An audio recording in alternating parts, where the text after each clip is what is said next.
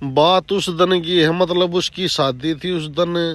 यूं श्यामी मंडप सज रहा था, ये 20-22 जने नाचन लाग रहे थे, नाच गान लाग रहे थे रे। टेंट के सारे छोटा हाथ एक कूण सामान दे रहा था, उधर में बैठ कर दारू पीने लाग रहा था ब्याह वाले दिन।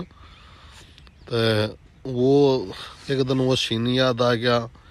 तो जब लिखी थी 4 लाइन कि जब सुनाया अपना दर्द मेरा रे लागण लग गया मोल। मखारा होगी फसल खराब मेरी, बता के कर ले बोण वाला। और मेरे गोड्या माते चीज उठ गई, बता के कर ले टोहण वाला। और मैं एकला बैठ कर रोवण वाला, वे 20 बजा रहे ढोल। जब सुनाया अपना दर्द मेरा रे लागण लग गया मोल। तो इसके मतलब 4 प्यारे हैं।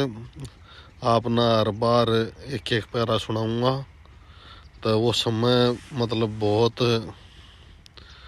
मुश्किल घड़ी थी वह, जिसमें तो उभरे। हाँ तो भाई अगर आपने मेरी वीडियो अच्छी लग गया तो थोड़ा सपोर्ट बनाए रखो। ये बार रोज डालिया करूँगा वीडियो, और लंबी वीडियो डालिया करूँगा थोड़ी ही, जिसमें आपने बढ़िया आनंद आवे। तो सारे सपोर्ट बनाए रखो।